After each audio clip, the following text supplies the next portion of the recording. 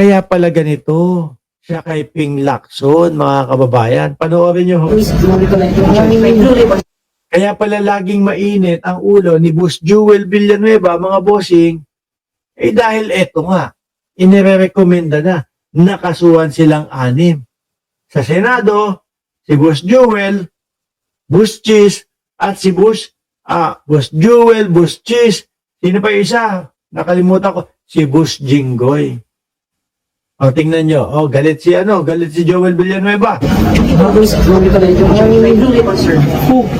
blue ribbon? Oo, medyo may kayabangan siya si Joel Villanueva. O, tingnan nyo. Ulit. Who's the blue ribbon? Sir, sa draft, Who's the blue ribbon? The committee or the one person? O, the one person? The draft report, sir. One person or the entire committee? Parang gusto niya sabihin, sino? Si Ping Lacson ba? Eh, si Ping Lacson lang naman ang nagsasabi niya. Ay. Eto ho kaya, mga kababayan. Curious lang ho ako. Kasi, nung nakita ko na sumuko agad-agad si Bong Revilla sa ating mga kapulisan at ibinigay niya ang kanyang sarili, mga bossing, ng walang panlalaban or whatever, Gawin din kaya ito nitong 3 senador na ito kung sakali? Gawin din kaya nila yung ginawa ni Bong Revilla na ibinigay yung sarili ng mapayapa at haharapin niya? Hindi kaya mga magtagulang din ito kapag meron ng meron ng mga kaso? Hindi kaya biglang maglaho din, kagaya ni Bato de la Rosa, mga bossing? Kasi si Bato de la Rosa, puro ngaw-ngaw lang yun eh. Maki Kwan, shoutout sa iyo. At End Time, Maki Kwan. Si Bato, puro ngaw-ngaw lang yun eh.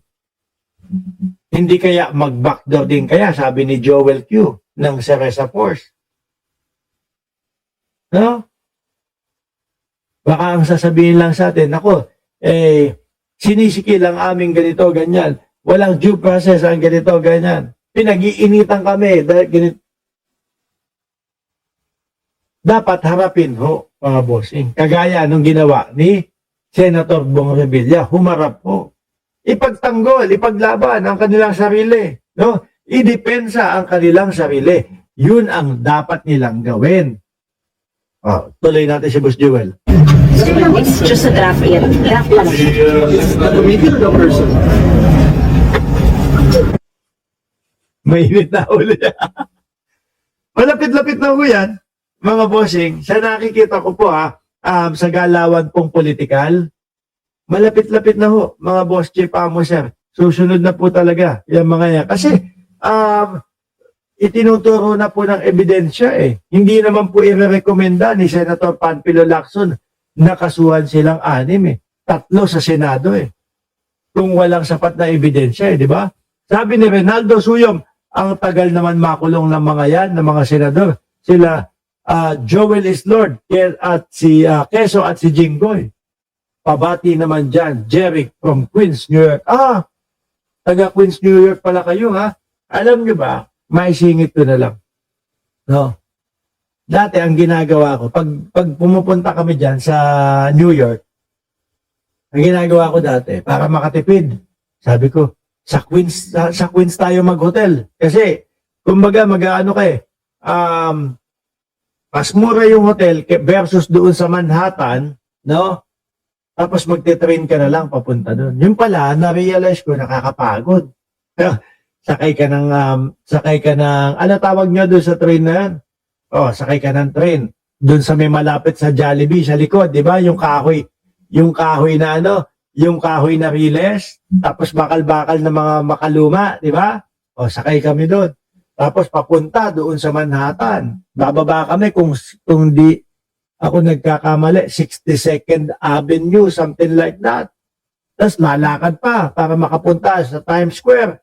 Medyo malayo. Nung isang beses ginawa ko, sa mismong Manhattan na kami nag-check-in, $250 to $300. per night. Lalo yung Warwick, yung kantong-kanto kung saan nagche-check-in yung mga Beatles, ay nako, luma, no? Pero, talaga namang history, makikita mo, sabi ko, makaluma na to, bakit ang mahal pa? Nung tinignan ko yung history nila, doon pala naka-check-in dati yung mga Beatles, no? Mga kababayan. Shout out dyan sa mga taga New York, no? Baka kailan? Baka next month lang, March, nandiyan kami eh. Kaya lang, sa Manhattan. Ngayon, mga bossing, mainit ang ulo ni Boss Jewel Villanueva. No? Alam niyo po ba, yung mga DDS, umaasa sila. Warwick, tapat ng MSG, no?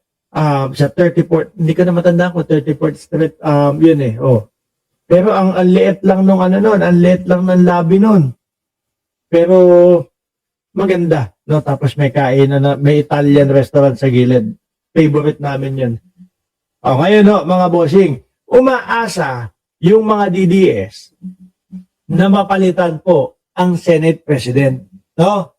Umaasa ang mga DDS na si Tito Soto ay mapatalsik ho, mga kababayan. Kaya nga yung ibang mga DDS sa kanila kung ano-ano na yung mga pinagpopose. Loren Legarda, kauna-unahang babae na magiging Senate President. No? Sila Malutekia, pinost na nila yan. Di ba? Kung lahat.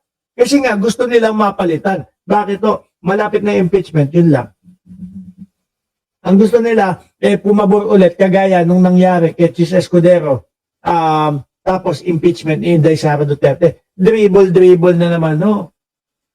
Di ba? Ang ginawa ng mga DDS, pinagpo-post. Ito na, no? Ang kauna-unahan na Senate President na babae, Loren Legarda. Pero dati, galit na galit yung mga DDS dyan. Ako din, no, hanggang ngayon, mga kababayan, no, kasi nga, yung pagkampi niya doon sa mga taga-bundok ho. Sabi ni John Capacete, desperado na ang DDS senators kasi papasok na sa Senado ang impeachment ni Sara. Ngayon, no, mga bossing, kapag hindi nila kaalyado ang Senate President, mga kababayan, susundin lang yan kung ano yung legal na sinasabi na konstitusyon ng Pilipinas. Di ba? Ang sinasabi ng konstitusyon ng Pilipinas, kapag ka 1/3 na ang lumagda, pumirma ng mga congressman, ang Senado ay agad-agad na magiging impeachment court. Yun po yung hindi nasunod dati. Pinagdidribble, pinagpasapasahan, ibinalik sa Kongreso, ibinalik sa lahat, mga kababayan. Ngayon,